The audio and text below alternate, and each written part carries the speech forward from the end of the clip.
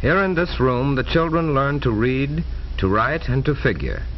They use the same books that all the other children in the state use. The same books as the children use in mining towns, in mill towns, and in great industrial centers. Some of them are good books, but they talk about another kind of world. The books do not tell of how to rotate crops and what makes balanced farming. They do not name the way lessons can be applied to the mountain people. The children learn to call the words and what makes 17. This is not enough. I got all the time in the world. Don't you want some of that?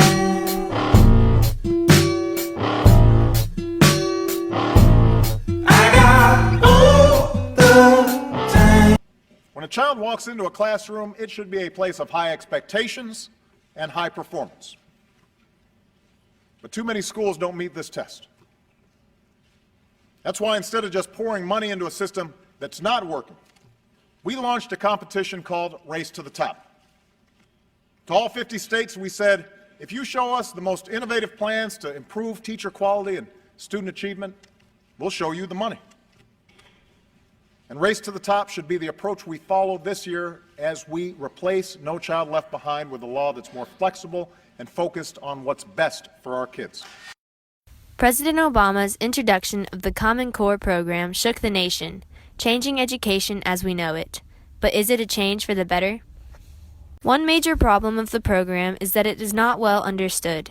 So what is Common Core?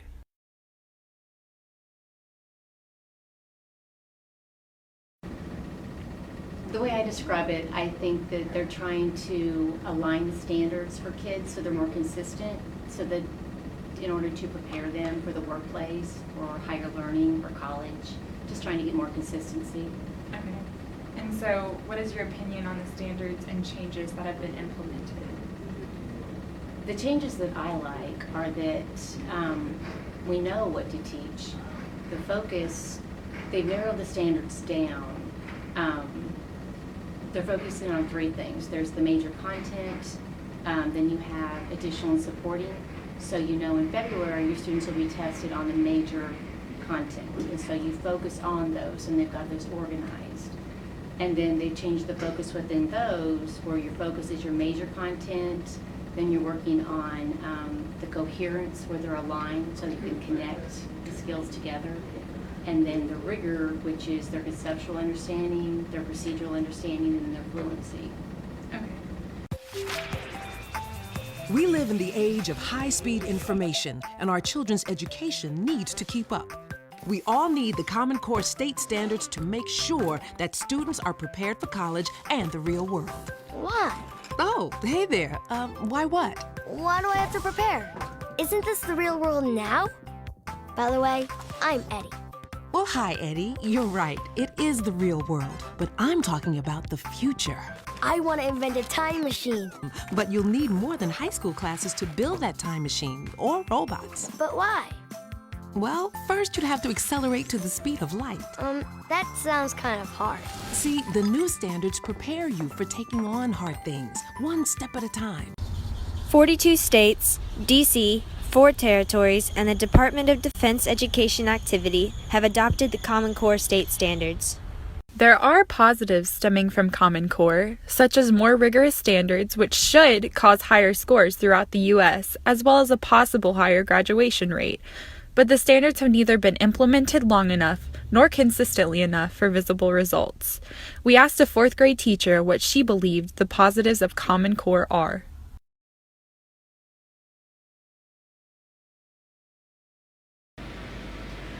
The pros would be, in an ideal world, if we could all be, all kind of in the same place with what we're teaching, then when children move from one school to another, they're not going to go to a 4th grade class across town or in another city in Tennessee or even in another state and find things too different. I think that's one of the pros.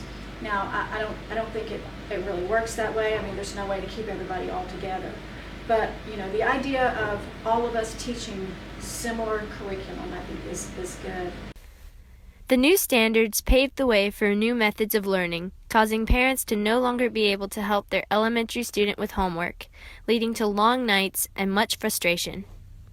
Bob and Lenise, homework for this family used to take about an hour a night, but now they sometimes spend several hours trying to figure out math problems using the Common Core standards, in addition to completing other homework assignments.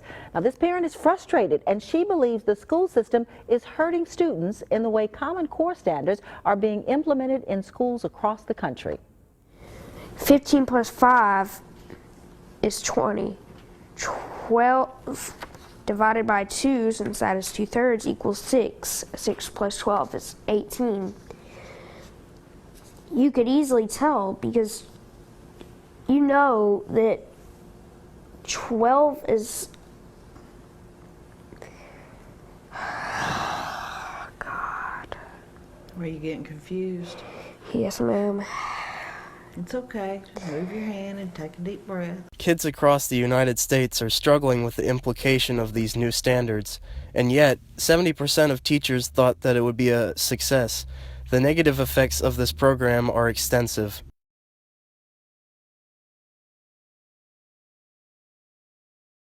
But the cons are that sometimes we are asking kids, especially in the elementary level, to do stuff they're not developmentally ready for.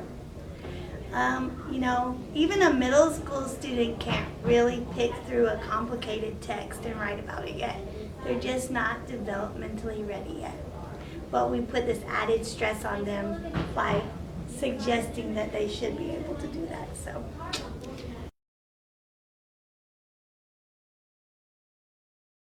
And how exactly does the Common Core relate to all of this testing?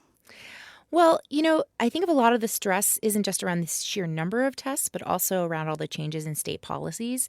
And the Common Core, of course, is really central to that. So initially, as part of the run-up to the Common Core, boosters said that if states adopted the same standards and just a handful of aligned tests, that we would simplify testing and get scores that we could compare across states. But that hasn't happened. Instead, there's been a really chaotic process of states picking up and dropping the standards, picking up and dropping various tests. And according to a report this year, 65% of the biggest school districts in the country saw a change in their big state tests in the last 5 years. So not only can we not compare performance across many, many states, the same districts can't compare their own performance to 5 years ago. These myths come from two different cultures. Both myths explain how fire was given to those who needed it. Which part? Shall I continue? I'm just confused when, do we take this and put it as an introduction? And yes. Confusion in a 4th grade classroom at PS 397 in Crown Heights in Brooklyn. A scene familiar across New York and the United States since the introduction of the new school standards known as the Common Core. Common Core has caused more problems than it was intended to solve. Though originally intended to boost test scores, improve child comprehension, and enable the United States to compete on a global scale, Common Core has fallen short of its intended purposes. You could say it's not adding up. I got all the